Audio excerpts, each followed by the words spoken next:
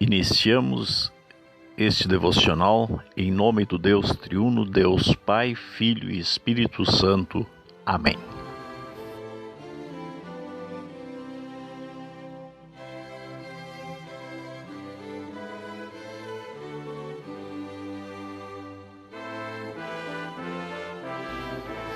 A leitura bíblica na qual meditaremos é o texto do Antigo Testamento para o 15º domingo após Pentecostes.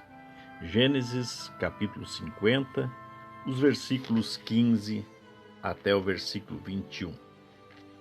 Depois da morte do pai, os irmãos de José disseram: talvez José tenha ódio de nós e vá se vingar de todo o mal que lhe fizemos. Então mandaram dizer a José: antes que o seu pai morresse, ele mandou que pedíssemos a você o seguinte: por favor, perdoe a maldade e o pecado dos seus irmãos que o maltrataram. Portanto, pedimos que perdoe a nossa maldade, pois somos servos do Deus do seu pai. Quando recebeu essa mensagem, José chorou. Depois, os próprios irmãos vieram, se curvaram diante dele e disseram: aqui estamos, somos seus criados. Mas José respondeu: não tenha medo, eu não posso me colocar no lugar de Deus. É verdade que vocês planejaram aquela maldade contra mim, mas Deus mudou o mal em bem para fazer o que hoje estamos vendo. Isto é, salvar a vida de muita gente. Não tenham medo, eu cuidarei de vocês e dos seus filhos. Assim, ele os acalmou com palavras carinhosas que tocaram o coração deles.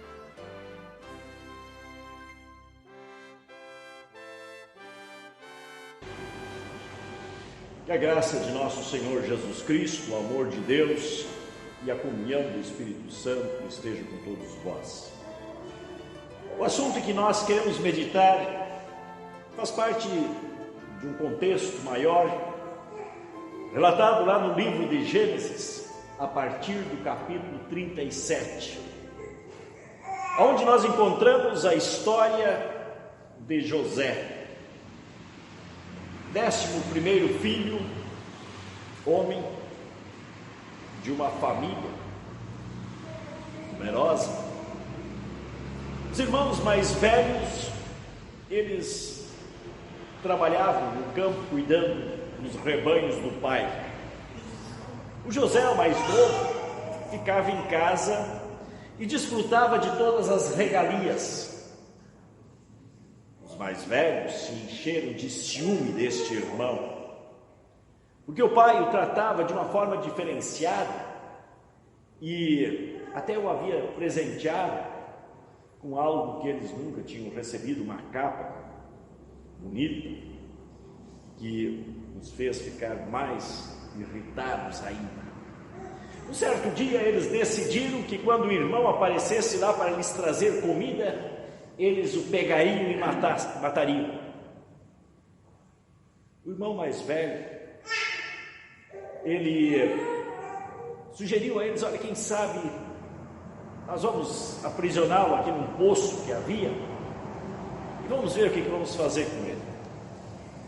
Ia passando uma caravana de ismaelitas, o venderam como escravo, mataram um animal, ensanguentaram aquela capa bonita e levaram ela para casa, dizendo ao pai que certamente José estava morto, haviam apenas encontrado aquela capa. Este jovem adolescente foi levado por esta caravana de ismaelitas e vendido lá no Egito como escravo. Lá ele continuou se portando como pessoa idônea, correta. Isto atraiu a simpatia de Potifar, que o levou para trabalhar em sua própria casa. A mulher de Potifar se encantou pelo jovem José. E certo dia quis levá-lo ao adultério. Pegou-o pela capa, ele se desvencilhou da capa, fugiu. E ali vale a pena nós escutarmos as suas palavras. Diz ele: como, pois, cometeria eu tamanha maldade e pecaria contra Deus? Vemos na sua postura o comprometimento que ele tinha com os seus princípios, com sua fé. Ele estava no meio de gente estranha, estranhos que não diriam nada para ele, mas ele se lembrava muito bem dos ensinamentos que recebera na sua infância e também de que a sua relação era com Deus, a quem ele pretendia permanecer fiel. Resultou disso que esta mulher inventou calúnias contra ele, ele acabou sendo preso, ficou lá na prisão. Lá, num certo episódio, ele acabou interpretando sonhos de um outro prisioneiro. Este prisioneiro depois foi libertado, foi restituído na sua função à casa de Faraó. E um dia Faraó teve sonhos. E aí esse sujeito diz: olha, lá na prisão existe um sujeito que interpreta sonhos. Faraó mandou buscá-lo. E ele então disse o que haveria de acontecer de acordo com estes sonhos com o rei do Egito. Exatamente assim sucedeu, e Faraó colocou-o como governador do Egito. Era ele o administrador que fez com que nos anos de fartura fosse coletado alimento, estocado.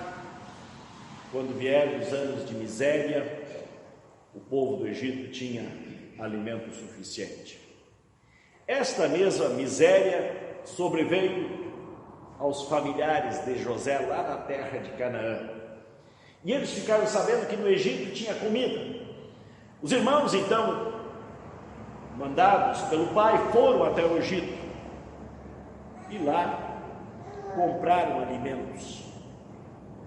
José os reconheceu, mas eles nunca imaginariam qual teria sido o fim de José. Numa segunda vida, José os aprisionou e por fim se deu a conhecer aos irmãos. E disse a eles: olha, vocês voltam para lá, tragam os meus pais, tragam todos os familiares de vocês, venham aqui para o Egito, que vocês terão aqui alimento, vida e condições de vida em abundância. E assim aconteceu. O relato aqui do capítulo 50 se dá quando o pai, o Jacó, já tinha falecido. Os irmãos começaram a se preocupar. Agora que o pai está morto, tem tudo para ele querer se vingar de nós.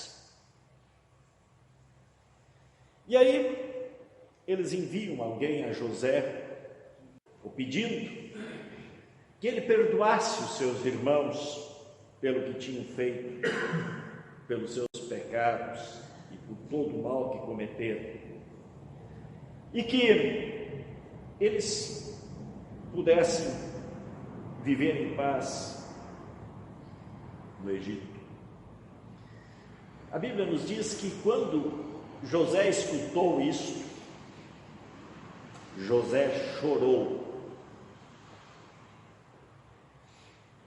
Mas ele pediu que os irmãos viessem lá pessoalmente.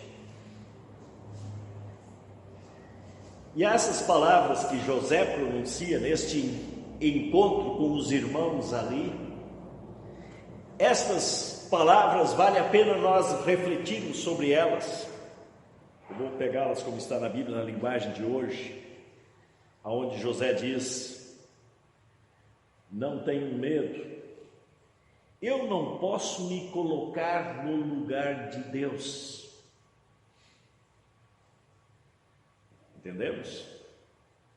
Julgar o próximo, como o apóstolo Paulo fala lá na carta aos Romanos.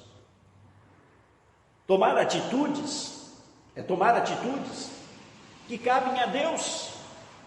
É preciso que nós nos coloquemos no nosso lugar, quem nós na verdade somos.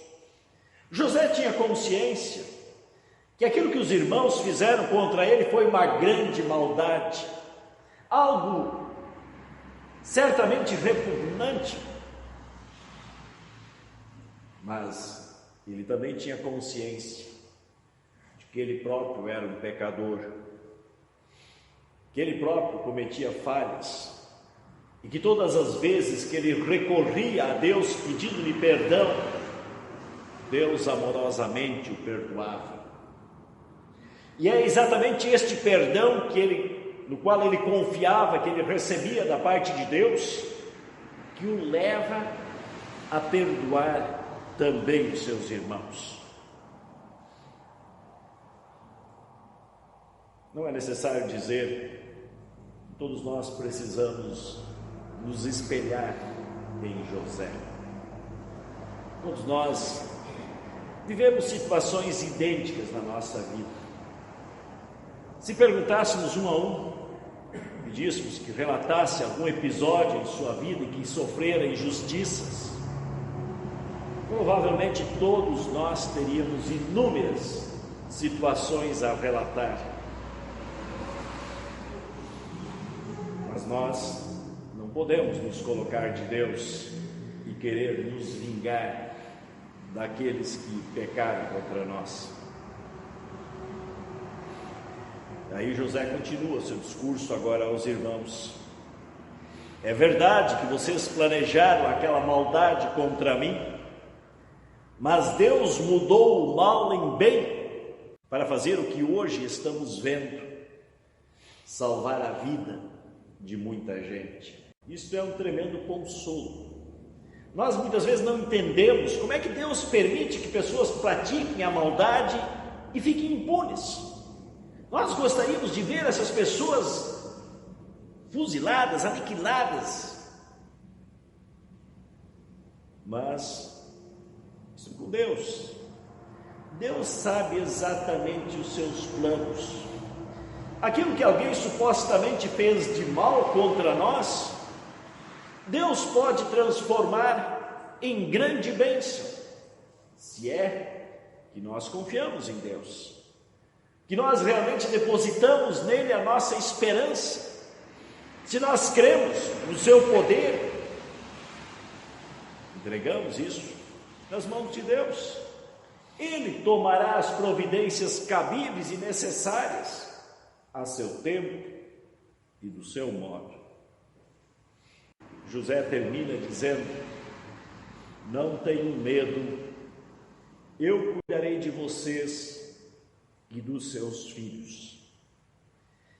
Assim diz aqui a Bíblia, ele acalmou com palavras carinhosas que tocaram o coração deles.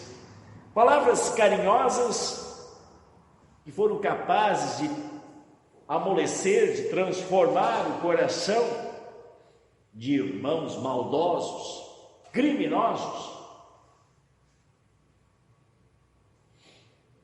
Temos aqui a reprodução daquilo que nós normalmente chamamos de perdão.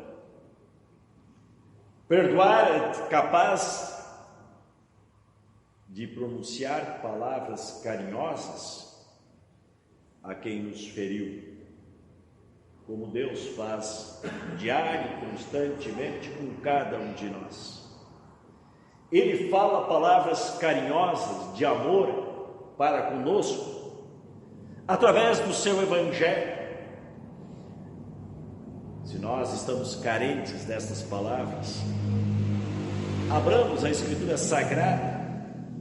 Através dela, Deus nos dirige estas palavras que nos consolam a cada dia, e necessitamos deste consolo diário, que diariamente nós pecamos, Nós temos consciência que por causa desses nossos pecados mereceríamos apenas a condenação de Deus. Como José também tinha consciência de que mesmo que ele fora injustiçado, ele próprio era o pecador, que pecava contra Deus das mais diferentes maneiras, talvez nem tanto em atitudes agressivas e maldosas, como os irmãos fizeram, mas com palavras, com pensamentos pecaminosos. Nós ofendemos a Deus, mas Deus nos diz palavras carinhosas, que nos acolhem e nos perdoam. Os demais textos dessas leituras que nós lemos antes, o Salmo fala desta misericórdia, deste amor de Deus para conosco.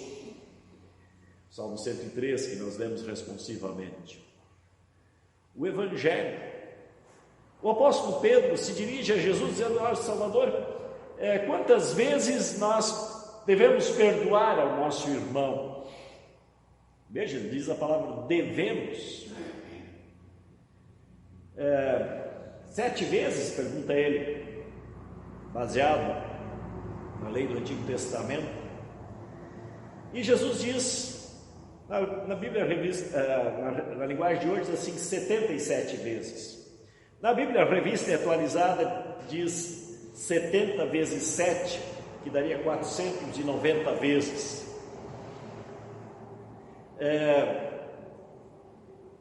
Será que alguém vai ficar contando uma vez, 2, terceira vez que eu perdoo?